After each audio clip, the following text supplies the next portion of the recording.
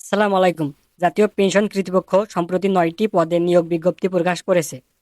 অনেকেই শুধু বেতন স্কেল দেখে আবেদন করতে চান, কিন্তু আসলে একটি পদে কী ধরনের কাজ করতে হয়, কী যোগ্যতা প্রয়োজন এবং ভবিষ্যৎ কেরিয়ার কেমন হতে পারে তা জানা খুবই গুরুত্বপূর্ণ।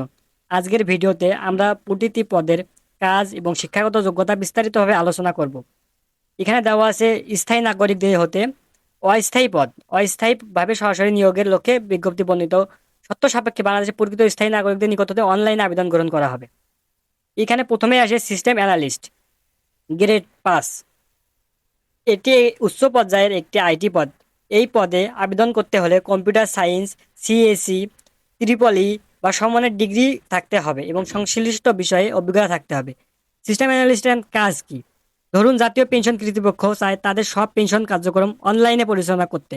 তখন কোনো সফটওয়্যার লাগবে, কিভাবে ডাটাবেস তৈরি হবে, কিভাবে নাগরিকরা আবেদন করবেন, কর্মকর্তারা কিভাবে তথ্য দেখবে, এসব পরিকল্পনা করেন সিস্টেম অ্যানালিস্ট। প্রধান দায়িত্ব: সিস্টেম অ্যানালিস্টের প্রধান দায়িত্ব হচ্ছে সফটওয়্যার এবং অনলাইন সিস্টেমের পরিকল্পনা করা, ডাটাবেস ডিজাইন করা, আইটি প্রকল্প পরিচালনা করা, সাইবার নিরাপত্তার তদারকি করা, সফটওয়্যার ডেভেলপারদের নির্দেশ দেওয়া, প্রতিষ্ঠানে প্রযুক্তিগত সমস্যা বিশ্লেষণ করা। সহজ ভাষায় পুরো আইটি ব্যবস্থাপনার নকশাকার হচ্ছেন এই সিস্টেম অ্যানালিস্ট। প্রথমে এখানে আবার পদ সংখ্যা মাত্র একটি। এই জন্য এখানে বয়স দেওয়া আছে সর্বোচ্চ 40 বছর, মানে এটা অভিজ্ঞতা যেহেতু প্রয়োজন, এই জন্য বয়স সংখ্যা অনেক বাড়িয়ে দেওয়া হয়েছে। দ্বিতীয় হচ্ছে ফাইন্যান্সিয়াল অ্যানালিস্ট। এই পদে হিসাব বিজ্ঞান, ফাইন্যান্স, অর্থনীতি, পরিসংখ্যান অথবা ব্যবসা প্রশাসন বিষয়ে ডিগ্রি থাকতে হয়। সিএপে অথবা পিএপে থাকলে বাড়তি সুবিধা পাওয়া যায়। অর্থাৎ এই যে এখানে যে দুইটা সার্টিফিকেটের কথা বলা আছে, সার্টিফিকেট ফাইন্যান্সিয়াল অ্যানালিস্ট এবং প্রফেশনাল ফাইন্যান্সিয়াল অ্যানালিস্ট, এই দুটি কোর্স যদি আপনার করা থাকে তাহলে আপনি এই বিষয়ে অগ্রাধিকার পাবেন। এখানে বয়স সর্বোচ্চ 37 বছর দেওয়া। এবং এখন আমরা আসি অ্যানালিস্টের কাজ কি। পেনশন কর্তৃপক্ষ হাজার হাজার কোটি টাকার পেনশন তহবিল থাকতে পারে। এই অর্থ কোথায় বিনিয়োগ হবে, কত টাকা লাভ হবে, কোথায় ঝুঁকি আছে এবং বিশ্লেষণ করে ফাইন্যান্সিয়াল অ্যানালিস্ট।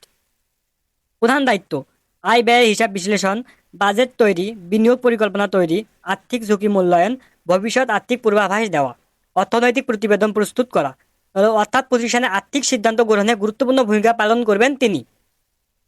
এরপরে 3 নম্বর আছে প্রোগ্রামার।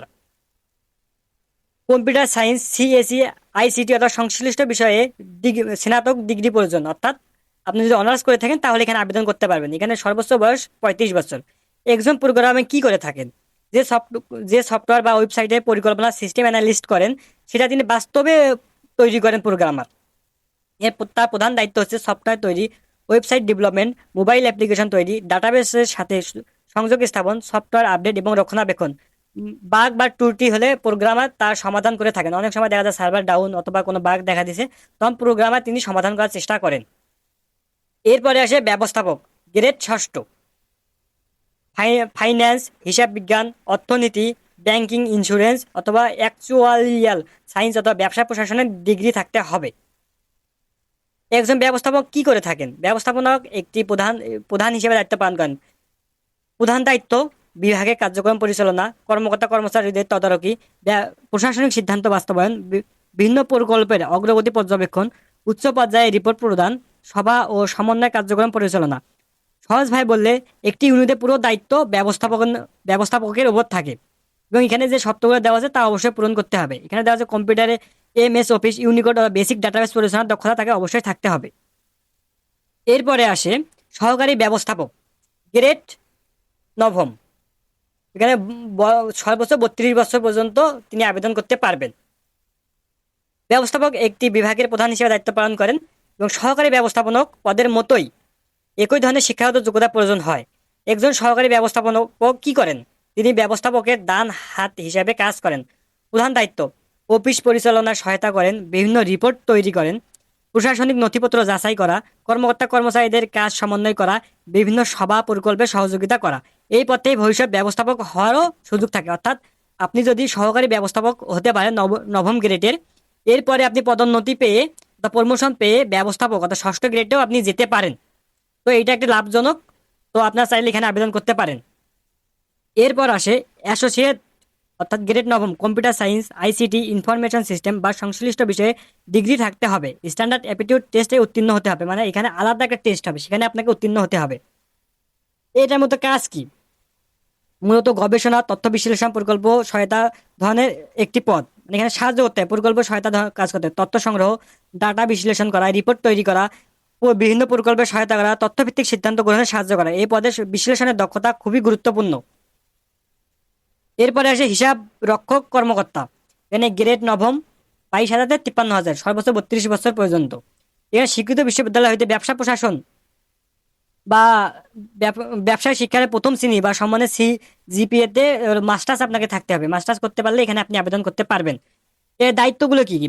বিল ভাউচার যাচাই, হিসাব বই রক্ষণাবেক্ষণ, বাজেট প্রস্তুত, অডিট কার্যক্রমে সহায়তা করা, আর্থিক প্রতিবেদন তৈরি করা, ব্যাংক লেনদেন পর্যবেক্ষণ করা, প্রতিষ্ঠানে অর্থ কোথায় যাচ্ছে, কোথা থেকে আসছে তার সম্পূর্ণ হিসাব রাখেন এই কর্মকর্তা।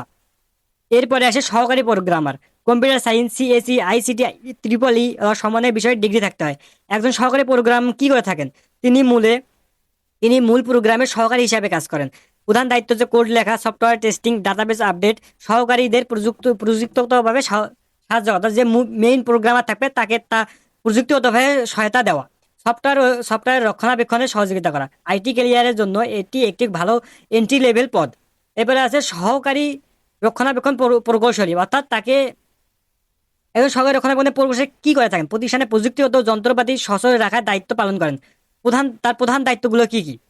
হলো সার্ভার রক্ষণাবেক্ষণ, কম্পিউটার মেরামত ও তদারকি, নেটওয়ার্ক সমস্যার সমাধান, হার্ডওয়্যার ইনস্টল করা যে প্রয়োজন পড়ে তিনি তা করবেন। প্রযুক্তিগত সহায়তা প্রদান করে থাকবেন। আইটি অবকাঠামো সচল রাখা, অর্থাৎ যে পুরো সার্ভারটা আছে সেটা যদি সচল আছে কিংবা কোথাও কোনো বাগ বা কোনো সমস্যা তিনি সেটা পর্যবেক্ষণ করে। যদি কোনো কম্পিউটার সার্ভার বা নেটওয়ার্ক সমস্যা হয় তাহলে তিনি তার যে ঊর্ধ্বতন কর্মকর্তা আছে তাদেরকে তিনি জানাবেন এবং তার তার যে ব্যবস্থা সেটা তিনি নেবেন।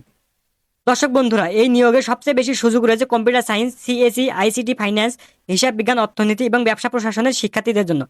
আবেদন করার আগে অবশ্যই বিজ্ঞপ্তির শিক্ষাগত যোগ্যতা, অভিজ্ঞতা, সত্ত্ব ভালোভাবে দেখে নেবেন।